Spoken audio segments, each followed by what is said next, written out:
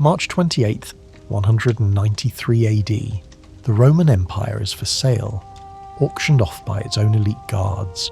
They had just murdered the emperor for trying to make them act like soldiers. Now, from their fortress walls, they were selling his throne to the highest bidder. The empire that conquered the world sold like a used chariot. This is the story of how Rome's bodyguards became its cancer. It is the ultimate proof that when you give a man a sword to guard you, he'll eventually wonder why he shouldn't just take your throne for himself. Tonight, we will discover why the biggest threat to any empire isn't the enemy outside the walls, but the wolves you invited inside.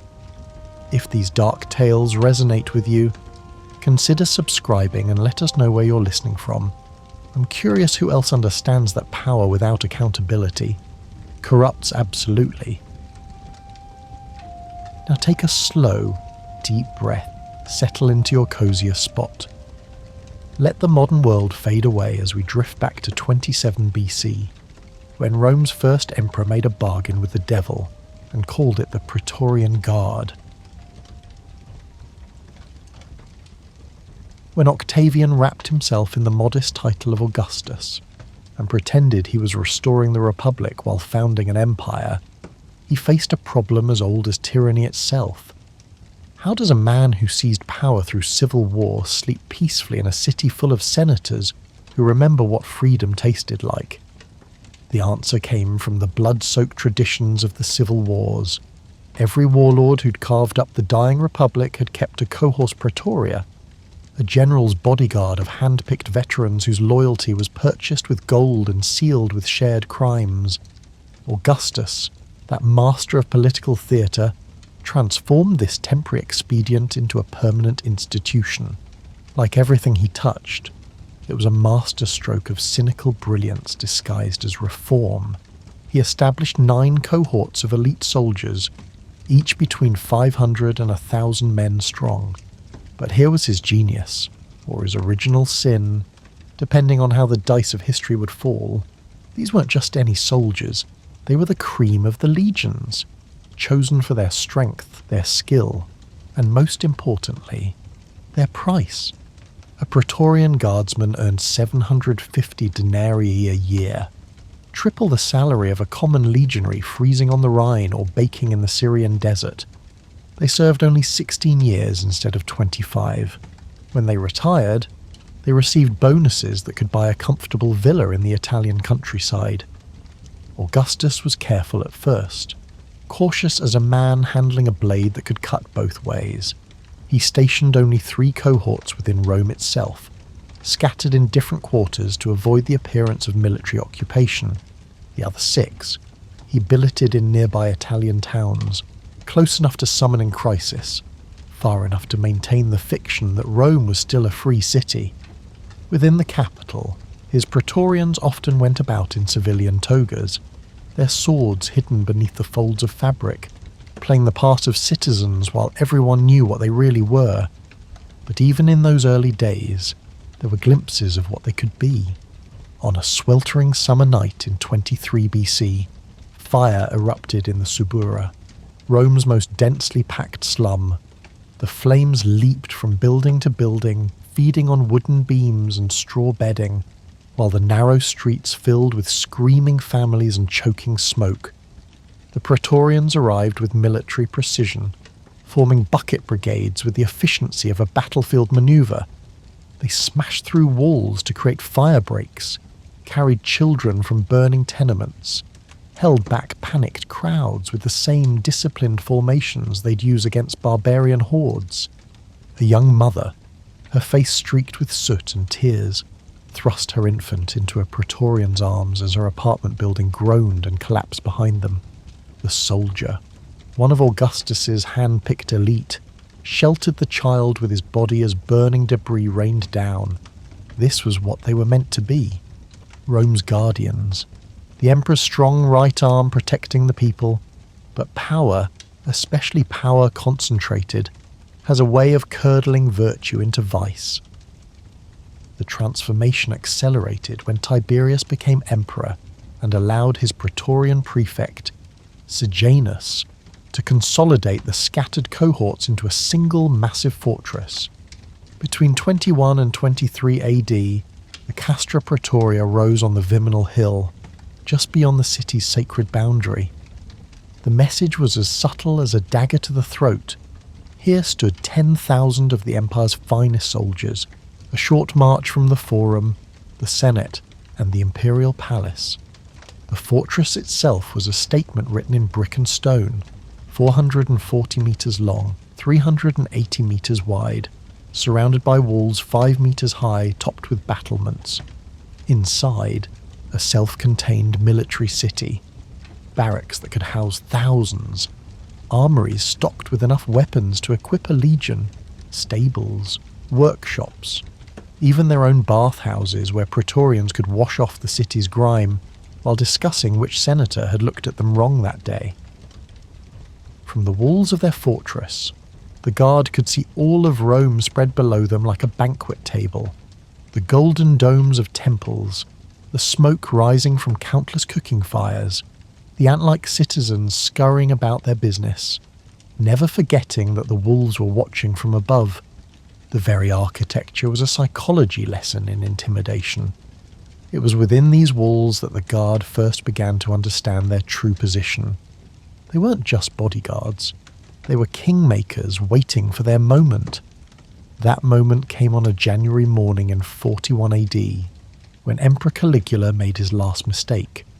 The emperor had grown increasingly erratic, his madness manifesting in 1,000 petty cruelties.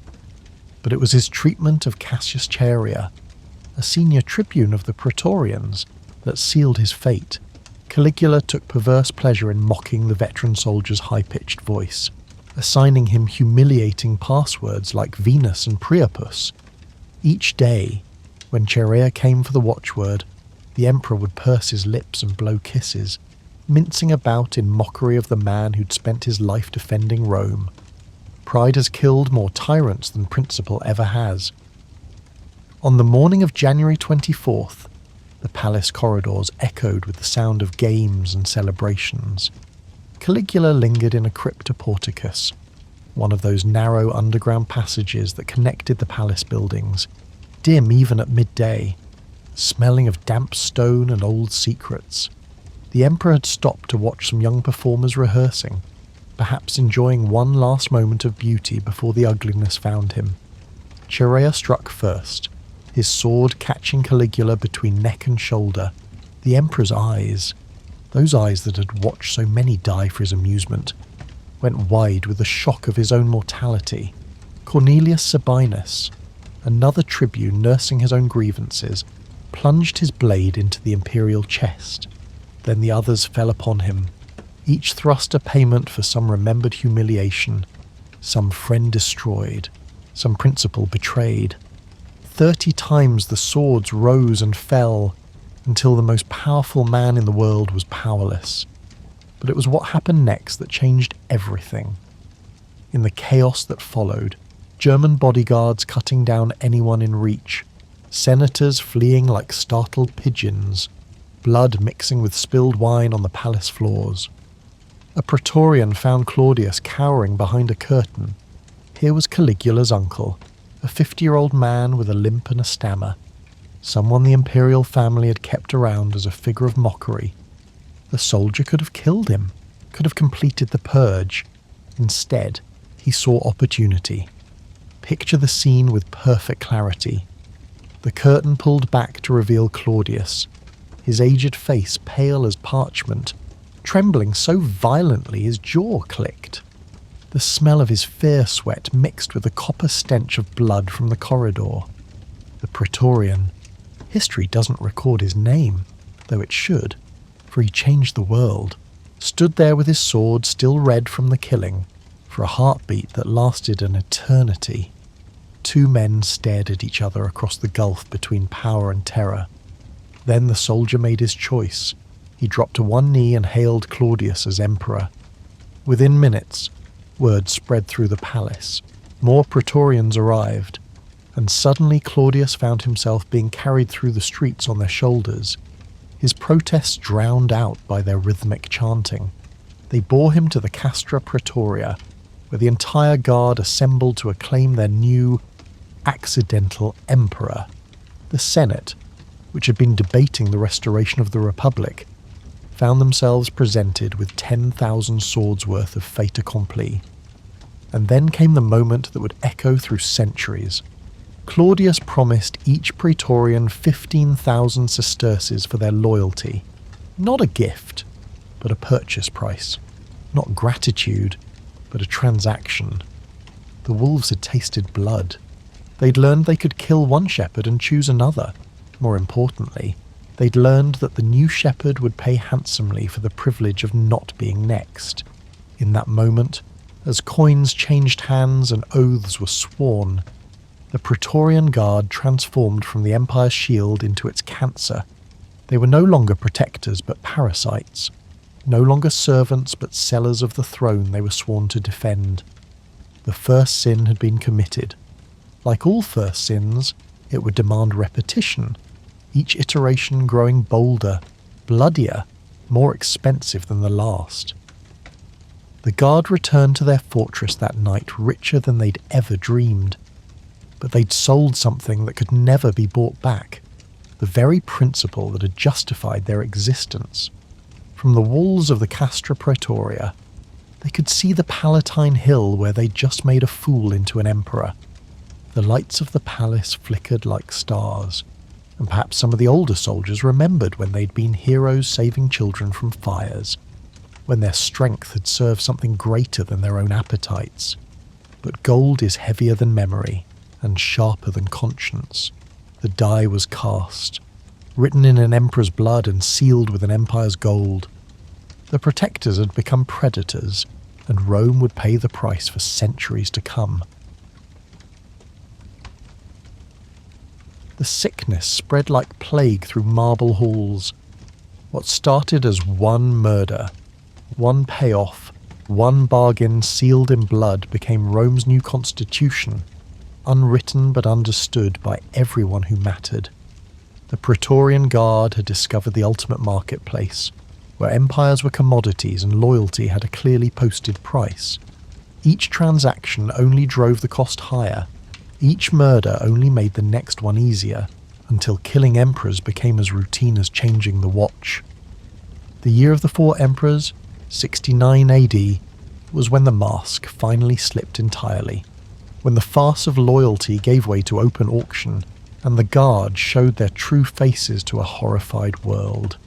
It began, as these things do, with a broken promise. The Emperor Galba, that austere old man who'd marched from Spain to claim Nero's throne, committed the cardinal sin of the new order. He refused to pay. His Praetorian prefect, Nymphidius Sabinus, had promised the guard a massive donative to secure their support, the going rate for betraying Nero and backing a new emperor. But when Galba arrived in Rome, severe as a stoic statue, he looked at the bill and balked. The old fool actually said it out loud, there in the palace with the guard officers present. "I am accustomed to levy soldiers, not to buy them." You could have heard a denarius drop in the silence that followed. The Praetorians exchanged glances that spoke volumes. Here was a man who didn't understand the new rules, who thought the old virtues still mattered in a Rome where virtue was just another word for naivety. They'd sold Nero for a promise of gold, and now this ancient relic wanted to pay them in principles. Marcus Salvius Otho understood the game better. He'd been Nero's friend once, before exile and ambition curdled friendship into something sharper. He began his campaign not in the Senate or the Forum, but in the taverns where off-duty Praetorians drank. A round of wine here, a whispered promise there, a reminder of how good they'd had it under Nero. Loose discipline, easy money, an emperor who understood that happiness was worth more than honour. On January 15th, 69 AD, it took just 23 Praetorians to change the world. They found Otho in the Forum, threw him on their shoulders, and carried him to the Castra Praetoria before most of Rome had finished their morning bread. By the time word reached Galba, the entire guard had declared for Otho. The emperor who wouldn't buy soldiers discovered what happened to those who tried to economize on loyalty. They hunted him down like a dog in the streets. The man who'd commanded legions, who'd restored order to provinces, who'd lived his whole life by the ancient code. They found him cowering in a sedan chair in the middle of the forum, abandoned by everyone except one loyal centurion. The Praetorians dragged him out, and there, in the heart of Rome where Cicero had once thundered about virtue and duty, they butchered him like a sacrificial goat. His last words, according to those who bothered to record them, were strike, if it be for the good of Rome. Even in death, he didn't understand. There was no Rome anymore, just a prize to be won by whoever could afford the most swords. But the wheel of fortune, greased with blood, spins fast. Otho's purchased throne lasted 91 days before the frontier legions. Real soldiers who'd spent their lives fighting Rome's enemies instead of murdering its emperors, arrived to settle accounts. At Bedricum, the Praetorians discovered what happened when parade ground soldiers met veterans who killed for duty rather than gold. They broke like pottery against iron. The new emperor, Vitellius, understood the guard's nature perfectly. He disbanded the existing cohorts, executing their officers and scattering the rank and file.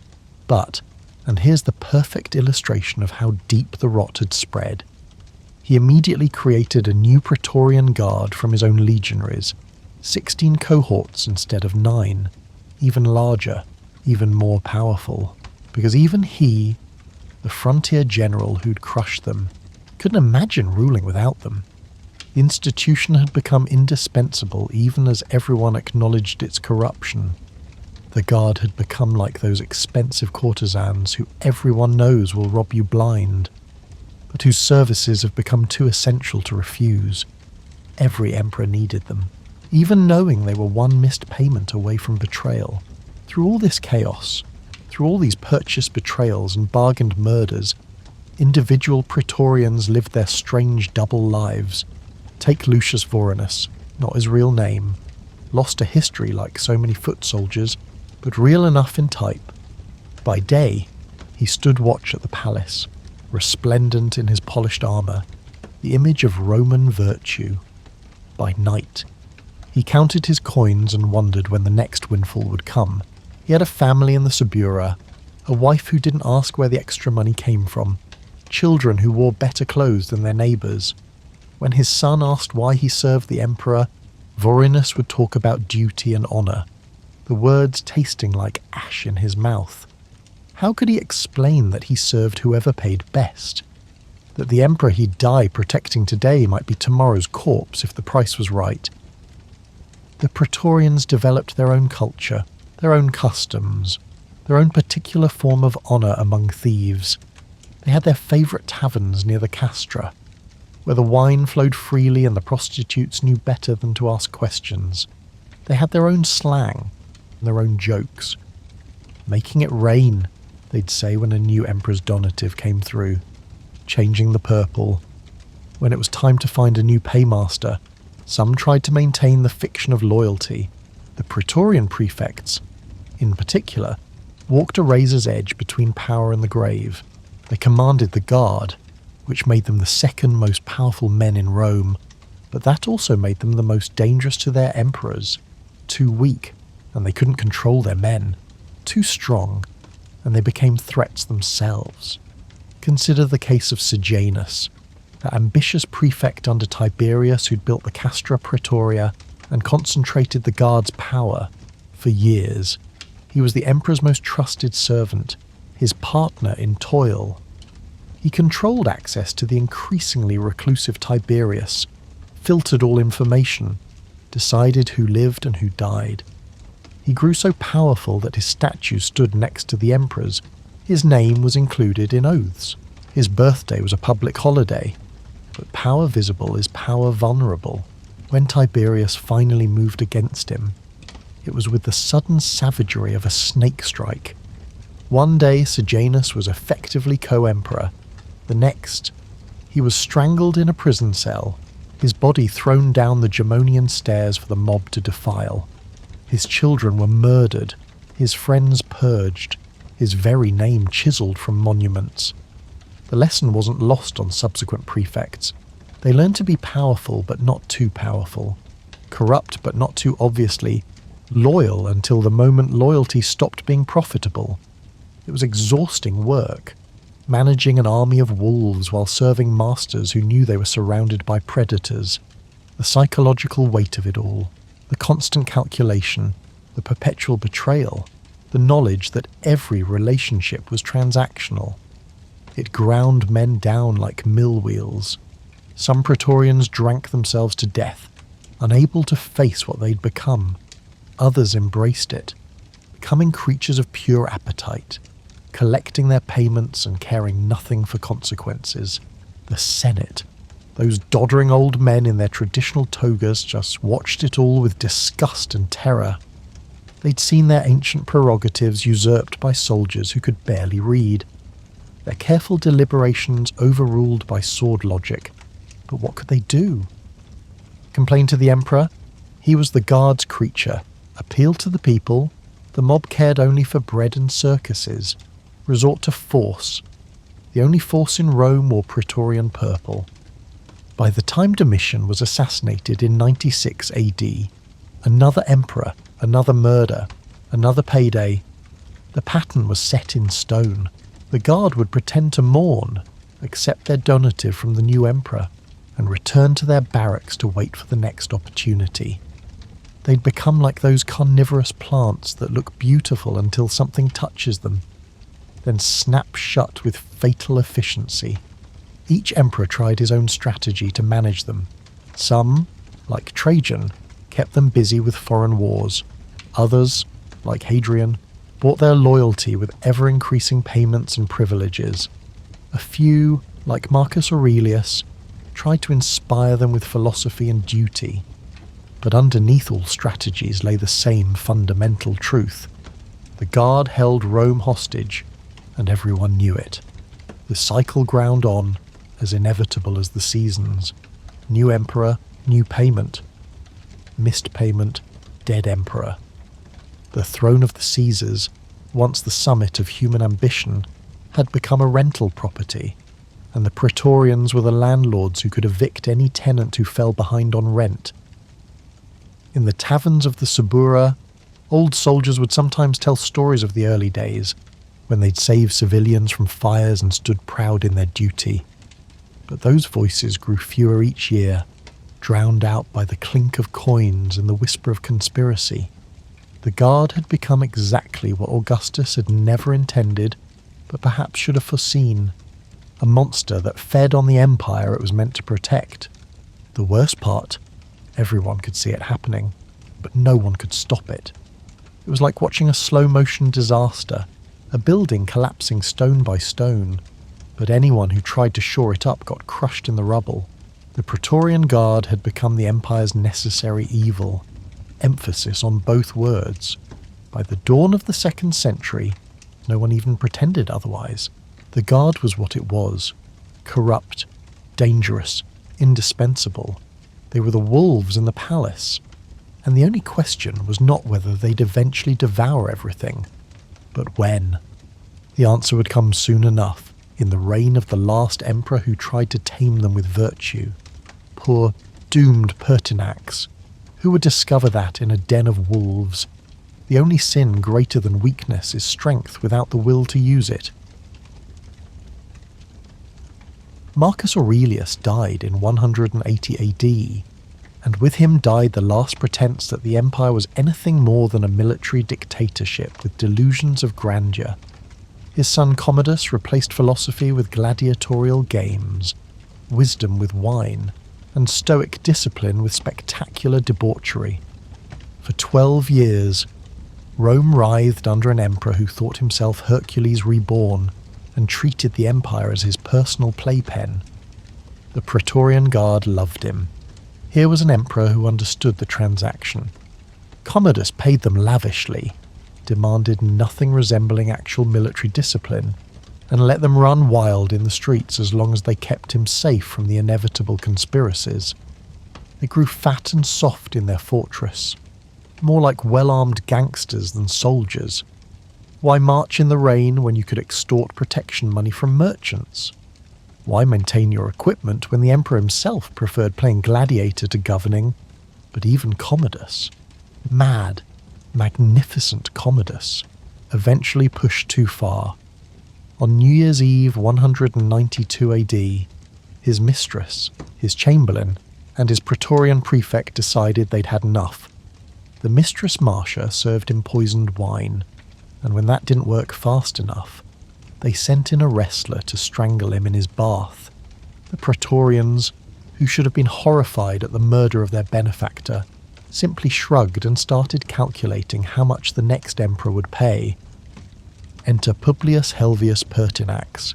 At 66 years old, Pertinax was everything Commodus hadn't been.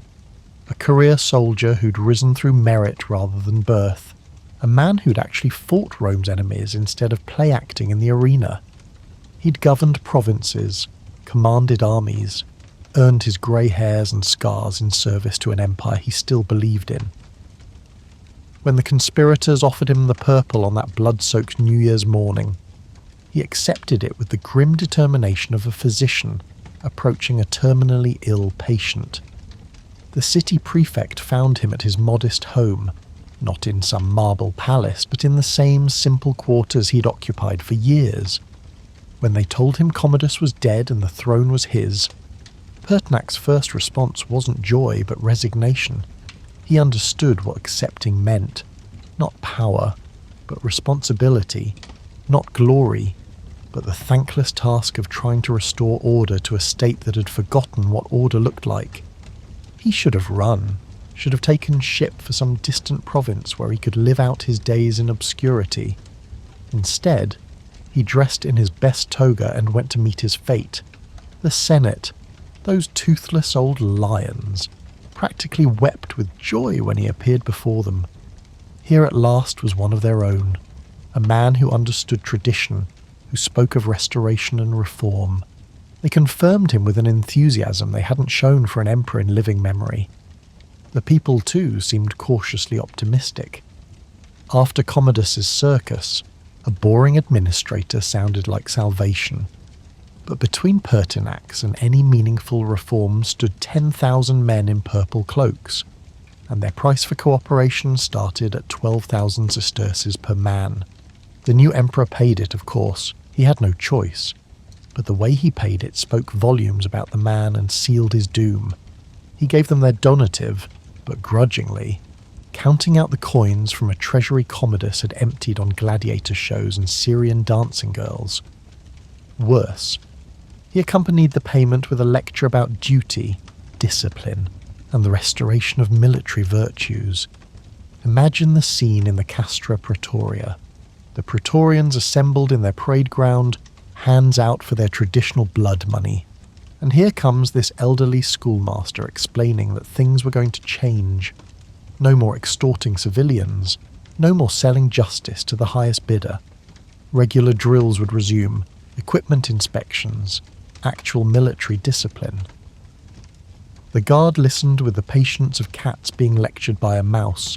They took their coins, less than they'd hoped for, and returned to their barracks to discuss this disturbing development. An emperor who wanted them to be actual soldiers, who thought their loyalty could be purchased with mere money and then expected real service in return. Commodus might have been insane, but at least he understood the arrangement. Pertinax's reforms were as thorough as they were doomed. He audited the imperial finances and discovered what everyone already knew. The empire was broke. Commodus had spent like a drunken sailor on shore leave, and now the bills were due. So Pertinax did what any responsible administrator would do. He cut expenses.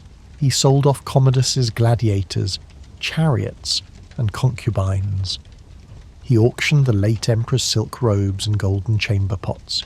He reduced the palace staff, eliminated sinecures, and fatally announced that the Praetorian Guard's special privileges would be reviewed.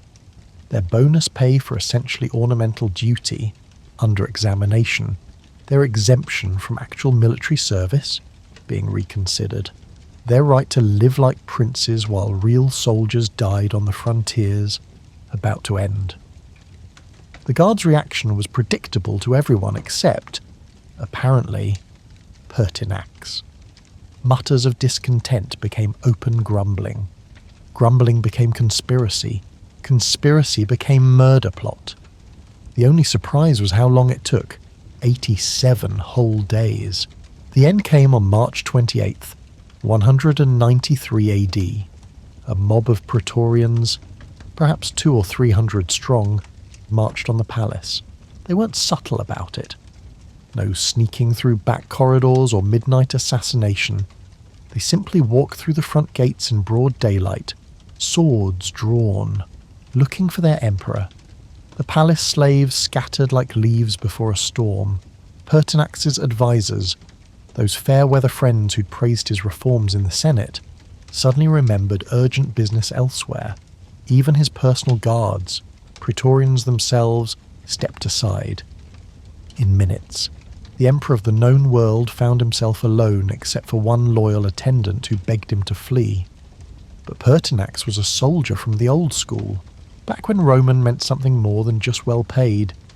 He straightened his toga, checked that his grey hair was properly arranged, and walked out to meet his killers with the dignity they'd long since sold. The confrontation took place in a courtyard where spring flowers were just beginning to bloom. Pertinax faced the mob without flinching. This old man against hundreds of armed soldiers. He didn't beg or bargain. Instead, he tried to reason with them, speaking of duty and honour, of the oaths they'd sworn, of the empire that needed them to be better than their worst impulses. For a moment. Just a moment. Some of the Praetorians wavered. Here was courage of a kind they'd almost forgotten existed. Not the theatrical bravery of gladiators dying for applause, but the quiet valour of a man standing on principle even when it would cost him everything.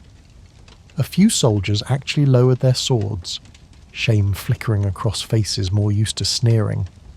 But shame doesn't pay for wine and prostitutes. One Praetorian, bolder or greedier than the rest, stepped forward and drove his sword into the old man's chest. The spell broke. The mob surged forward, and Pertinax disappeared under a frenzy of stabbing blades. They didn't just kill him, they butchered him, each man wanting to bloody his sword to prove his participation in the regicide. When it was over, when the spring flowers were splattered with blood and an emperor lay in pieces on his own palace floor, the Praetorians faced a problem. They'd killed the emperor. Yes, but now what? There was no heir apparent, no obvious successor waiting in the wings. The Senate was in hiding. The people were terrified, and the only organised force in Rome was the Guard itself. So they did what any good merchants would do with valuable merchandise and no immediate buyer. They decided to hold an auction. The Praetorians retreated to their fortress, barring the massive gates behind them. From the safety of their walls, they sent out a herald with an announcement that would have made their founders weep with shame. The Roman Empire, master of the Mediterranean, conqueror of nations, heir to 8 centuries of glory, was for sale. Bidding would begin immediately. Terms were cash on delivery. It was the logical conclusion of everything they'd become. Why pretend anymore? Why go through the charade of finding a suitable candidate? Pretending to evaluate his merits? Pretending their support meant anything more than gold? They were merchants dealing in the ultimate commodity, and it was time for an honest sale. 2 bidders emerged from the chaos of that terrible day. Inside the Castra Praetoria was Titus Flavius Sulpicianus, the city prefect and Pertinax's own father-in-law. He'd rushed to the fortress trying to calm the troops and found himself caught up in the madness of the moment. Outside the gate stood Marcus Didius Julianus, a wealthy senator who'd been enjoying a leisurely banquet when his wife and daughter convinced him that destiny was knocking. What followed was perhaps the most shameful scene in Roman history.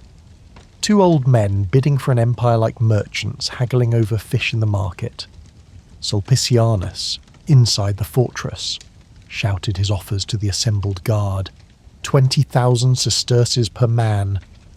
Julianus, outside the gates, counted through the bars. 21,000, 22, 23.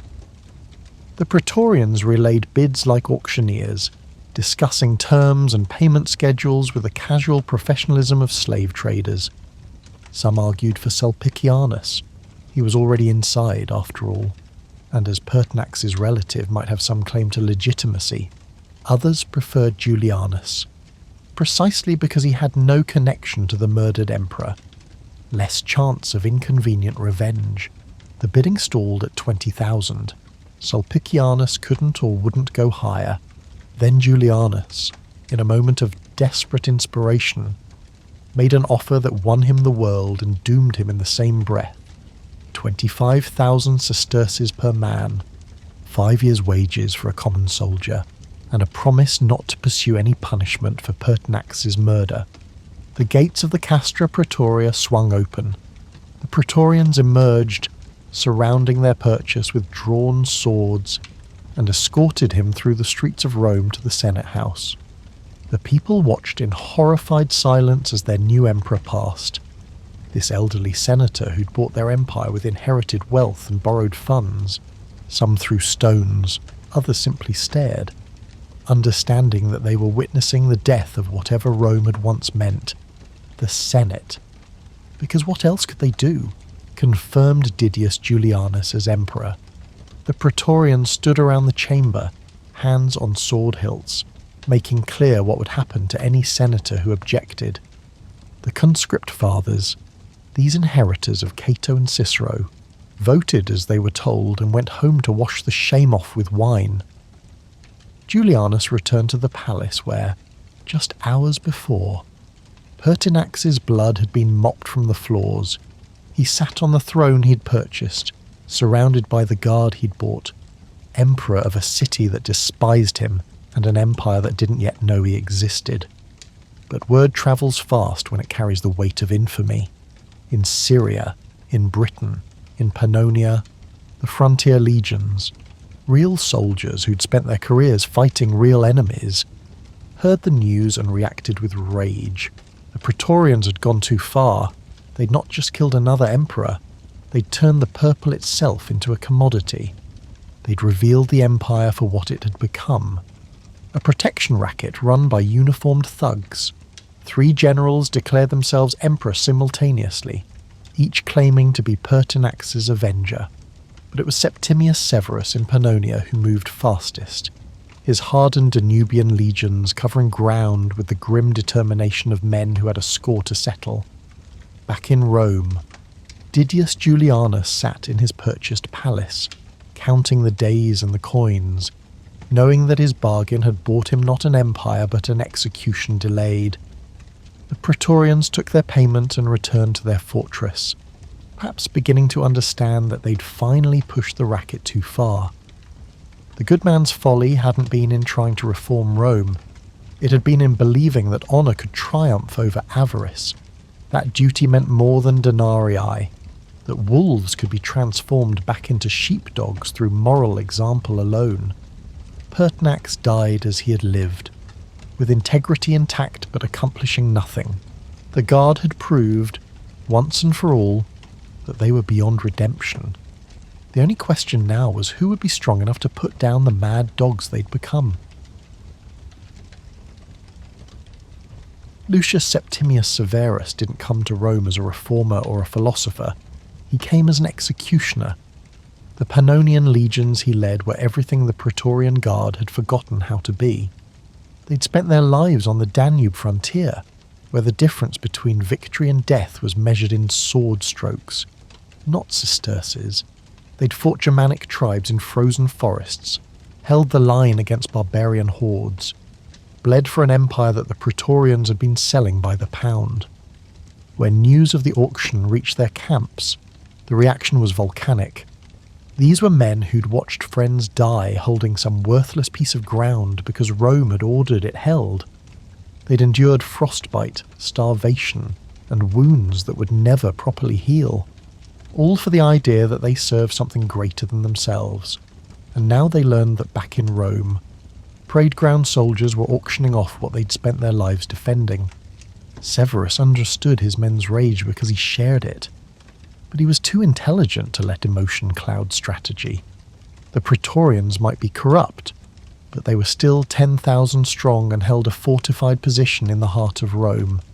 A direct assault would be bloody, destructive, and might push the city into open civil war.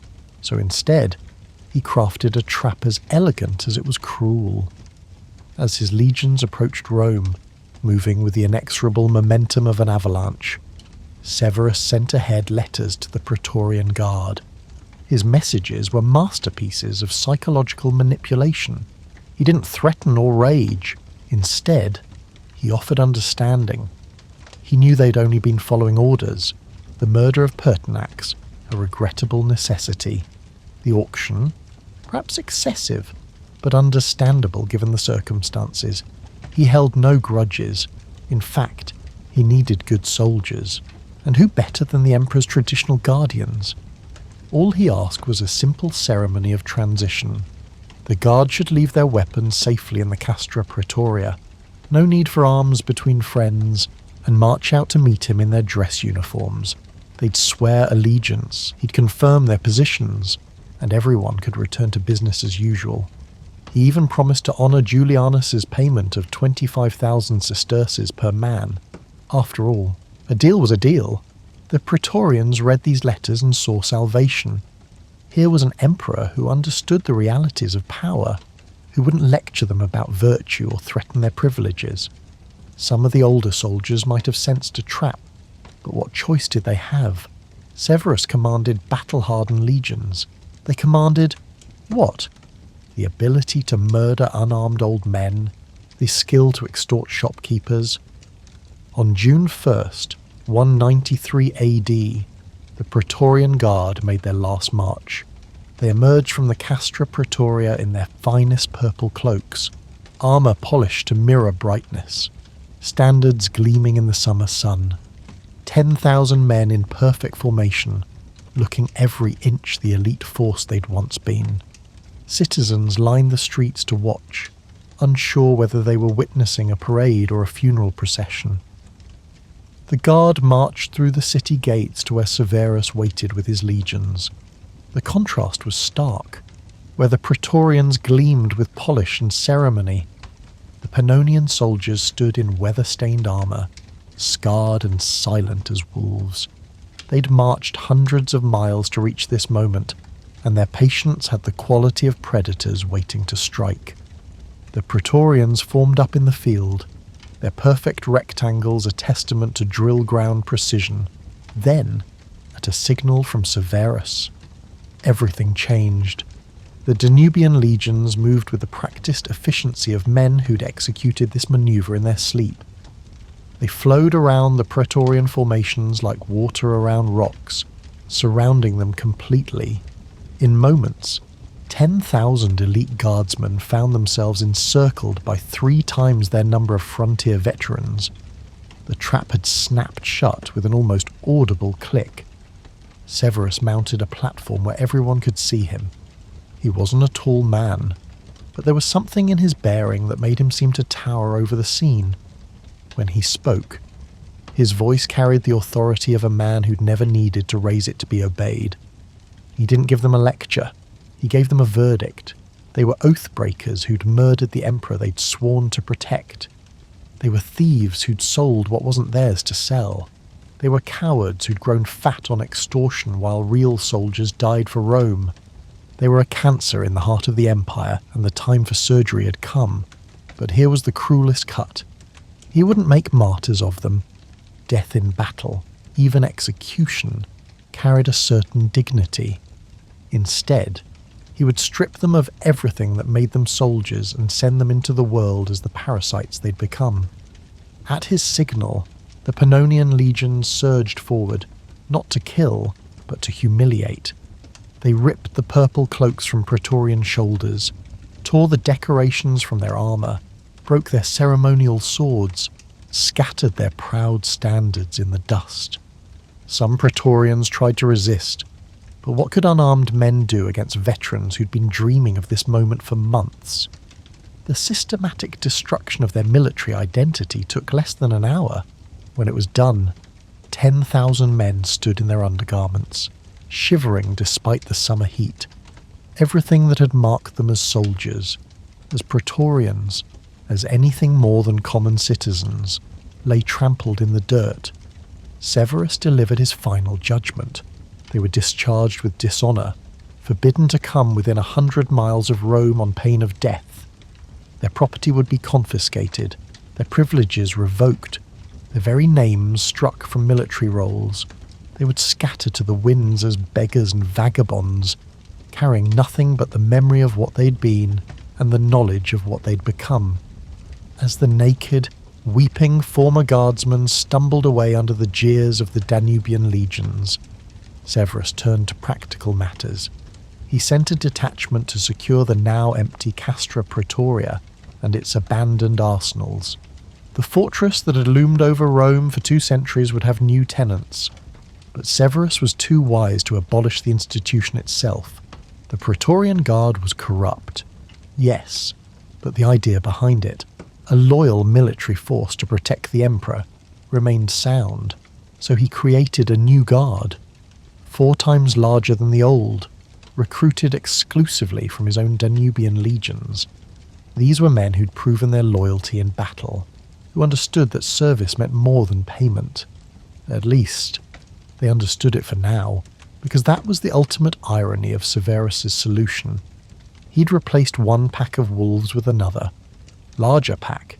He'd cured the immediate disease by introducing a new strain of the same infection. The new Praetorians might be more disciplined, more loyal, more military in bearing, but they were still an army within the city, still the arbiters of imperial power, still the dealers in the ultimate commodity. Poor Didius Julianus didn't live to see any of this. The Senate, reading the wind with their usual precision, declared Severus Emperor and Julianus a public enemy on the same day. They sent a soldier to the palace, where the purchased emperor waited alone, abandoned even by the guard he'd bought.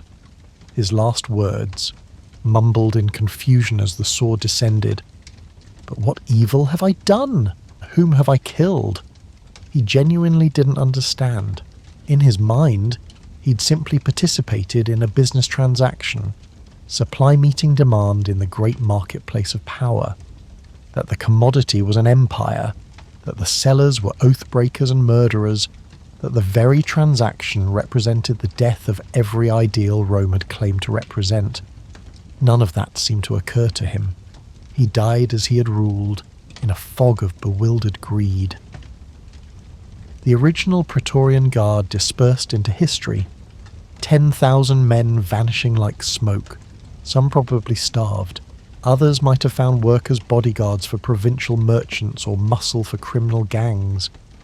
The skills they'd honed in the Castra translated well to the underworld. A few, perhaps, tried to redeem themselves, to find in exile the honour they'd sold in Rome. But their legacy endured. The new Praetorian Guard might be more disciplined, but they operated under the same fundamental premise. The emperor ruled because they allowed it. The throne existed at their sufferance.